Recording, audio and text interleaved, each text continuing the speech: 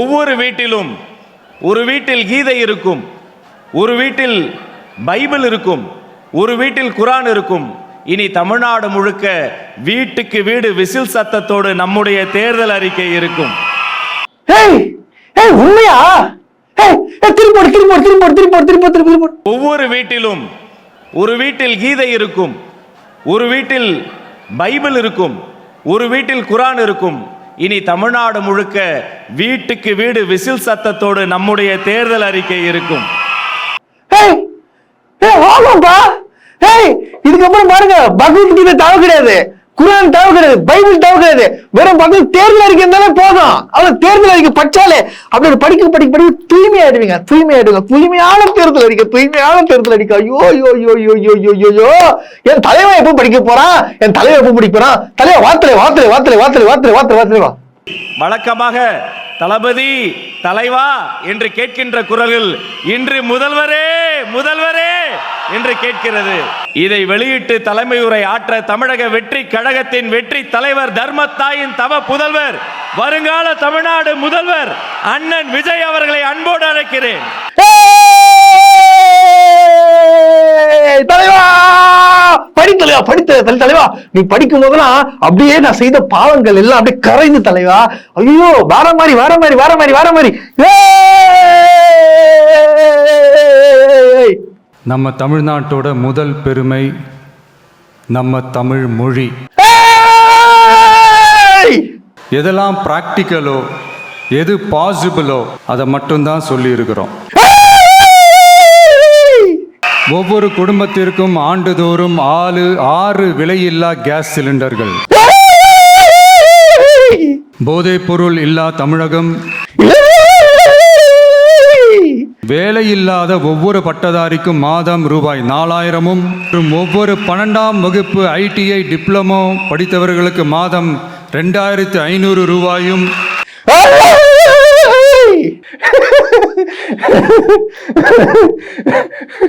ஆமாங்க, இவங்களோட சேர்ந்து நானும் போயிட்டேன். அதாவது கிட்டத்தட்ட பல ஆண்டுகள் ஆண்ட கட்சி தமிழ்நாட்டை உருவாக்கி இந்த அளவுக்கு மிகப்பெரிய டெவலப்மெண்ட் ஆக்கி வச்சிருக்கிறானுங்க. சரிங்களா? அவங்க தேர்தல் அறிக்கை விடுறாங்க. திமுக தேர்தல் அறிக்கை விடுறது ஒரு நியாயம் இருக்கு. ஆனா அது பொய். ஆனா விஜய் வெறும் படம் வச்சுட்டு இந்த மாதிரி தேர்தல் அறிக்கை உருவாப்புல, அது உண்மை, அது செஞ்சிருவாங்க. அதாவது அது கீழே உட்காந்து எடுத்துருமாங்க. விஜய் சொன்னா அப்படி நடக்க போகுதுன்னு அர்த்தம். ஆனா இன்னொரு விஷயம் என்ன தெரியுமா? விஜய் படிக்கிறது அவருக்கும் புரியாது, இந்த கீழே உட்காந்துக்கிறானுங்க பேரு அவங்களுக்கும் ஒண்ணும் தெரியாது. அவர் பேசினா இங்க கத்தணும். என்னடா டே ஃபுல்லா முட்டா பசங்களா இருக்கீங்களா டே? அட அறிவு ஜீவிங்களா? எப்படிடா அவங்கள பெத்தாங்களா? எப்படா எங்கிருந்தா ஒழிஞ்சிருந்தீங்க தமிழ்நாட்டுல இந்த மாதிரி உட்காந்துருந்தீங்க? அட மட சாம்பிராணிங்களா? கொஞ்சம் கூட ஒரு பேசிக் அறிவு இல்ல. நான் கேட்கிறேன், இவ்வளவு தேர்தல் அறிக்கை வாசிக்கிறாப்புல, இது எங்கிருந்து எடுத்தாருன்றது அப்புறம் நான் வரேன்.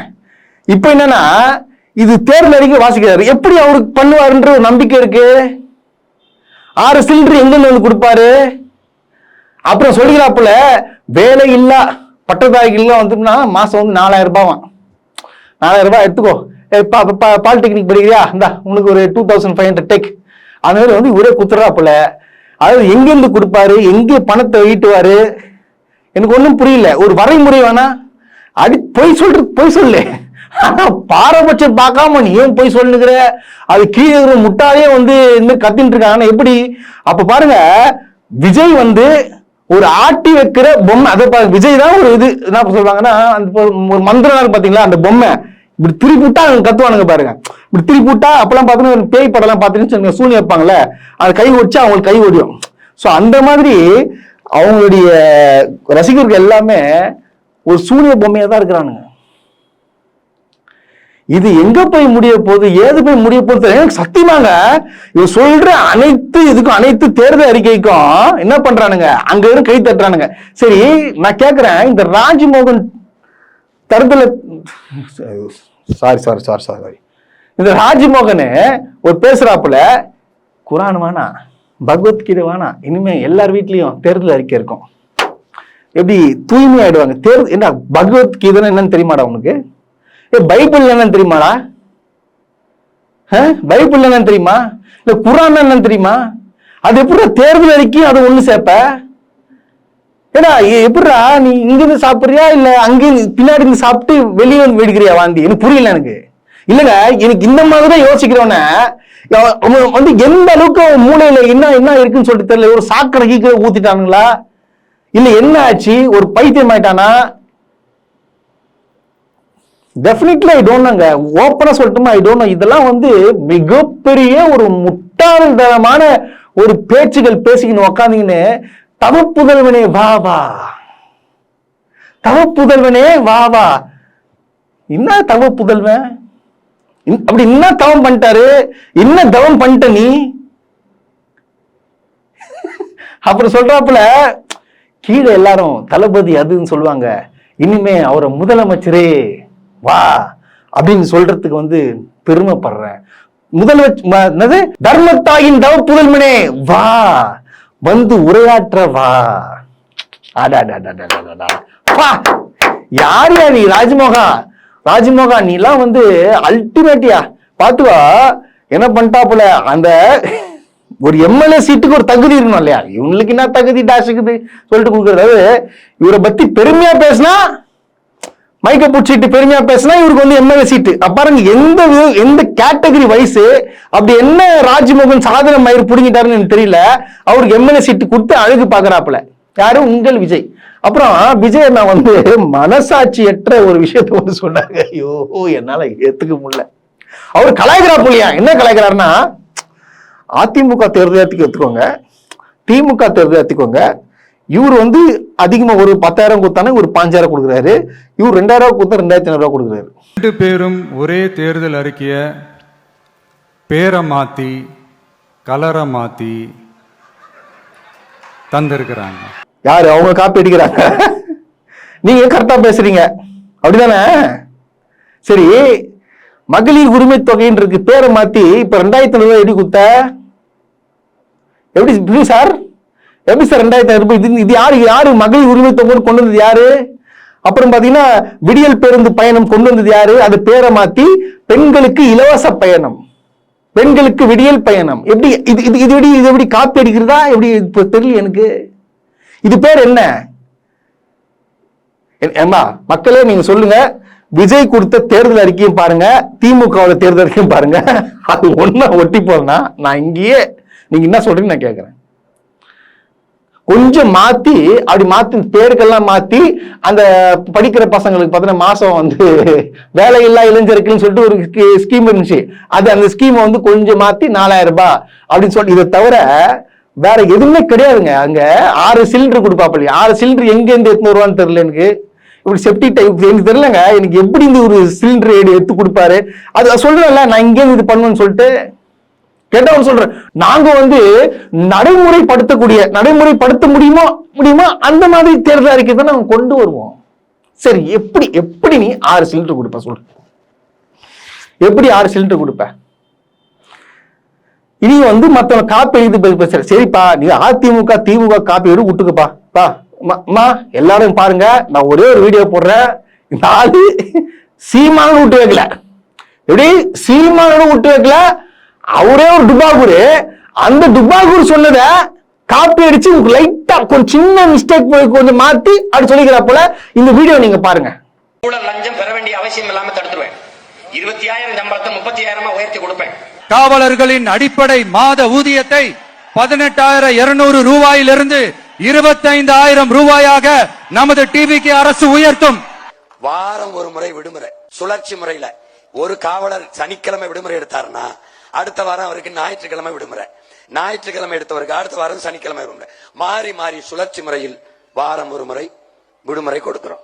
அதிக பணி சுமை கொண்ட காவலர்களுக்கு வாரத்திற்கு ஒரு சுழற்சி முறை விடுமுறையை உறுதி செய்யப்படும். பாத்தீங்களா? இருக்கா சொல்றாரா? அதுதான் சொல்றாரு. இது பேர் என்ன? இல்ல இதுக்கு பேர் என்னன்னு நான் கேக்குறேன். ஆனா காப்பி அடிக்கிறத பத்தி எல்லாம் நீங்க பேசலாமா? விஜய், மிஸ்டர் விஜய், நீங்க காப்பி அடிக்கிறத பத்தி நீங்க பேசலாமா? உங்களுக்கு கொஞ்சமாச்சு கொஞ்சம் யோசிங்க. நம்ம வந்து வெள்ளை கலர்ல சோறு பத்தில குழம்பு ஊத்தி பெசஞ்சு தான் சாப்பிடுவோம், கரெக்டா? அது நீங்க சாப்பிடுறது உண்மையா இருந்தா இதுக்கு பேர் காப்பியா இல்லையான்றத தயவுசெய்து சொல்லுங்க, எனக்கு தெரியல எனக்கு. அதாவது விஜய் எது பண்ணாலும் புதுசுங்க, விஜய் எது பண்ணாலும் புதுசு. இப்போ வந்து தெலுங்கு படத்துல எல்லாம் காப்பி எல்லாம் அடிச்சிருக்கிற அதெல்லாம் கிடையாது, அதெல்லாம் கிடையாது, அது வேற படம், அப்படிலாம் கிடையாது. எதுவா இருந்தாலும் விஜய் ஒண்ணு சொன்னாலே அது புதுசு கண்ணா, புதுசு புதுசா இருக்கும், எல்லாமே புதுசு, ஃப்ரெஷ் பீஸ், எல்லாமே ஃப்ரெஷ் பீஸ் இருக்கும். அதை பத்தி நம்ம எதனா பேசணும் வச்சுங்க, அப்படி கீழே வந்து திட்டுவானுங்க அசிங்க அசிங்கமா. என்ன இது மத்த ஸ்டேட் பெருமை, அதாவது மத்த ஸ்டேட் வியந்து பாக்குற அளவுக்கு நம்ம தமிழ்நாடு வந்து முன்னேறி கொண்டு இருக்குது. அந்த முன்னேறி இருக்கும் தமிழ்நாட்டுல இப்பாற்பட்ட தற்கூரி இருக்கிறானுங்களே. நான் சொல்றது கரெக்டா இல்லையாங்க? ஏங்க, திமுக கொண்டு வந்த திட்டங்கள் வந்து எத்தனை மக்களுக்கு போய் சேர்ந்திருக்கு, எவ்வளவு சந்தோஷப்படுறாங்க. நிறைய பேரை வந்து பாத்தீங்கன்னா அவங்கள வந்து கீழே இருந்தவங்க பாருங்க, ஒண்ணு இல்லைங்க, அந்த நீங்க அந்த மோடி வித்தை காட்டுறவங்க எல்லாம் பாத்துறீங்களா, அந்த அச்சு பண்ணுங்களேன் மோடி வித்தை, அவங்க பொண்ணும் இப்போ கலெக்டர் ரேஞ்சுக்கு இருந்துங்க. அது காரணம் திமுக. இது மிகப்பெரிய சாதனை இல்லையாங்க? கல்விக்கு எவ்வளவு சாதனைகள் இருக்குங்க. கல்வினாலே இப்ப தமிழ்நாடுன்றது சிறந்து விளங்கியாச்சுங்க. சாக்கடை ஆள்ற பையன் இன்னைக்கு கலெக்டர் ஆக போறாங்க. சாக்கடை ஆள்ற பையன் இன்னைக்கு பாத்தீங்கன்னா, சாக்கடை ஆள்றது கேவலமான விஷயம் கிடையாது சொல்றேன். அந்த தொழிலாளியின் பையன் இன்னைக்கு எப்படி குரூப் 2 பாஸ் பண்ணிருக்கான். இது யாரை நினைச்சிட்டு இருக்கீங்க? திராவிட முன்னேற்ற கழகத்தால மட்டும்தான். அவங்க மட்டும் கல்விக்கு முக்கியத்துவம் கொடுத்து இந்த அளவுக்கு உயர்த்திருக்கிறாங்க. ஏங்க, கீழே அடிமட்டமே நீ தோட்டி பையன், அந்த பையன் இந்த பையன் சொல்லிட்டு எவ்வளவு ஏளனமா பேசுவாங்க. அதெல்லாம் மாத்தி sir, doctor sir, engineer sir, collector sir இந்த மாதிரி சொன்னது யாரா? திமுகடா. அவங்க நிறைவேற்றுவாங்களா இல்ல இந்த நடிகை இந்த தற்கூரி பையன் நிறைவேற்றுவாங்களா? இவன் சொல்ற தேர்தல் அறிக்கை நடந்துருமா? என்னடா அது டே? ஏன்னா அடிமட்ட முட்டாளுங்களா இருக்காது, தயவுசெய்து கொஞ்சம் வீழ்த்தி எழுங்கடா. நம்ம என்னதான் கத்துனாலும், நம்ம என்னதான் பண்ணாலும் இவங்க திருந்துவான்னு நினைக்கிறீங்க? நோ, திருந்தவே மாட்டாங்க. ஏன்னா அவன் மூளைக்குள்ள விஜய் இருக்கான். எப்படி? அந்த மூளைக்குள்ள விஜய் என்று ஒருத்தர் இருக்கிறான். அவன் இருக்கிற வரைக்கும் இந்த தமிழ்நாட்டு இளைஞர்கள் உருப்பட மாட்டானுங்க. நான் சொல்றேன், எழுதி தரேன். விஜயை பின்பற்றுபவர்கள் எவனும் உருப்பட மாட்டான். இதுதான் உண்மை. இந்த பாலிமர்காரர் இருக்கா பாருங்க, நேற்று ஒரு செய்தி ஒன்று விட்டான். என்ன விட்டான்னு பாத்தீங்கன்னா, அந்த 8000 ரூபாய் கூப்பன் வந்து கொடுக்குறாங்க, அது கிடைக்கலன்னு சொல்லிட்டு ஒரு பொண்ணு தற்கொலை பண்ணிக்கிச்சு அப்படின்னு சொல்லிட்டு ஒரு பாலிமர்ல ஒரு செய்தி வந்துச்சு. உடனே அண்ணன் வந்து கொதிச்சு எழிஞ்சி அறிக்கை விட்டாப்புல. பாத்தீங்கன்னா 8000 ரூபாய் கூப்பன் கொடுத்து ஏமாத்துறாங்க, ஒரு பெண்ணின் உயிர் போச்சு அப்படின்னு சொல்லிட்டு ஒரு பக்கத்து அறிக்கைங்க, என்ன ஏது விசாரிக்காம ஒரு பக்கத்து அறிக்கை விட்டாப்புல. பயங்கர சோசியல் மீடியால பொங்குது எழும்புது. கடைசியில 4 மணி நேரம் கழிச்சு பாலிமர்காரன் ஒரு செய்தி ரிலீஸ் பண்றான். தவறா வந்து இந்த செய்தியை போட்டுட்டோம், அவங்க குடும்ப பிரச்சனையால தான் இந்த பெண் தற்கொலை பண்ணிக்கிச்சு அப்படின்ற ஒரு செய்தி போட்டான். இப்போ விஜய் மன்னிப்பு கேட்பாரா? நீங்க பாருங்க, எந்த அளவுக்கு இந்த ஆட்சியை குறை சொல்ல முடியுமோ அவ்வளவும் குறை சொல்றானுங்க இவனுங்க. ஆமா, எப்படியாச்சு, அதாவது விஜய் வெயிட் பண்ணிட்டு இருப்பாரு, எதனா சொல்றாங்க டக்கு நம்ம ட்வீட் போட்டுறோம், திமுக பத்தி எதனா வருது, அப்படி பார்த்துட்டு போல டெய்லி. இன்னொரு விஷயம் தெரியுமாங்க, விஜயை தவிர வேற யாருமே இந்த விஷயத்த ஸ்ட்ராங் பேசவே இல்லை. இதை பத்தி அவங்க கட்சிக்காரங்க தவிர பேசவே இல்லை. ஏன்னா அவங்களுக்கு உண்மை என்று தெரிஞ்சு போச்சு. இப்ப நாம பேசினா மாட்டிப்போம். ஆனா இந்த தற்கொலை ஃபேக் நியூஸ் ஸ்ப்ரெட் பண்ணி நிக்குதுங்க. இதெல்லாம் நடுக்குமா இல்ல அடுக்குமா? பாத்துங்க, என்னென்ன பேச்சு எவ்வளவு பாருங்க. இன்னமும் இன்னும் ஒரு 5 நாள் இருக்குதுல்ல, இந்த 5 நாள்ல என்னென்னலாம் திமுக பத்தி அவதூறு பரப்புவாங்க நீங்க பாருங்க. அதெல்லாம் தயவுசெய்து காதுல வாங்கிக்காதீங்க. இந்த நியூஸ் சேனல்ல வர்றது எல்லாம் பார்த்தோன்னா திமுகவை திசை திருப்பதுக்காக, இந்த ஆட்சியை அகற்றணும் அப்படின்ற முழு குறிக்கோளோட முழு ஏமோட பயணிக்க போறானுங்க. இதுல வந்து டிவிக்கே முதலிடம். நீங்க சொல்ற கேளுங்க, பயங்கரமான நியூஸ்கள்லாம் வரும். இதுக்கப்புறம் இந்த 5 நாட்கள் பாருங்க என்னென்னலாம் நடக்க போகுது, என்னென்ன டிராமா போட போறாங்கன்றத நீங்க பொறுத்துட்டு பாருங்க. அது போல பாத்தீங்கன்னா, இந்த ஆதவ அர்ஜுனா எங்க இருந்தாலும் இப்ப அவன் கண்டிப்பா வந்து எதுனா வந்து பேட்டி கொடுக்கணும். ஆதவ அர்ஜுனா எங்க இருந்தாலும் இதுக்கு அவன் பதில் சொல்லணும். ஏன்னா அவன் தான் என்ன சொன்னான், இதுக்கு காரணம் உதயநிதி ஸ்டாலின், திமுக தான். திமுக தான் என்னாச்சு, என்ன பண்ணுச்சு, ஜனநாயகன் படத்தை இறக்குச்சு அப்படின்னு சொன்னானா இல்லையங்க? சொன்னா இல்லையா? இப்ப பாருங்க, பாத்தீங்களா தெளிவா யாரை அரெஸ்ட் பண்ணிக்கிறாங்க, அந்த எடிட்டர்ஸ் ஒர்க் பண்றாங்க பாத்தீங்களா, அந்த டீம் கிட்டத்தட்ட ஒரு 2 பேரை வந்து கைது பண்ணிக்கிறாங்க எடிட்டர் டீம்ல இருந்து. அதான் தெளிவா போட்டிருக்கு அந்த படத்துல எடிட்டர் ரெஃபரன்ஸ்னு. அப்ப உள்ள இருக்கணும் ரிலீஸ் பண்ணிருக்க முடியும். எப்படி திமுக சதி பண்ணுச்சு, எப்படி திமுக வந்துச்சு? இப்ப ஆதவ அர்ஜுனா எங்க போவாரு, என்ன பேசுவாரு, இப்ப வாயில என்னத்தை வச்சுப்பாரு ஆதவ அர்ஜுனா? கொஞ்சம் அது என்னத்தை வச்சுப்பாருன்னு தெரிஞ்சா தயவுசெய்து கொஞ்சம் கமெண்ட்ல போடுங்க, நான் அதை பார்க்கணும். ஏன்னா இப்ப தெரியலங்க, எது பண்ணாலும் திமுக தான் காரணம், திமுக தான் காரணம். இப்ப பாத்துங்க, இப்ப ஸ்டார்டிங்ல இருந்து இப்ப வரைக்கும் திமுக தான் காரணம், திமுக தான் காரணம் சொல்றாருல்ல. இப்ப அத்தனையும் இவர் சொன்னது எல்லாமே பொய் என்று நிரூபணம் ஆயிட்டு இருக்கா? இதுதான் உண்மை. இதுதான் இவனுங்க எல்லாம் ஜென்மத்துக்கும் திருந்த மாட்டானுங்க. திமுகவை அழிக்கணும்னு நினைச்சிட்டு இருக்கானுங்க.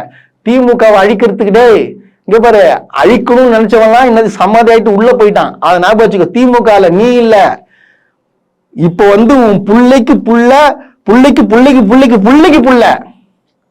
எத்தனை ஜெனரேஷன் நினைச்சாலும் திமுகவை அழிக்கணும்னு நினைச்சாலும் அவங்க தான் அழிஞ்சு போறாங்க. திமுகவை எவனும் ஒரு மயிரம் புடுங்க முடியாது.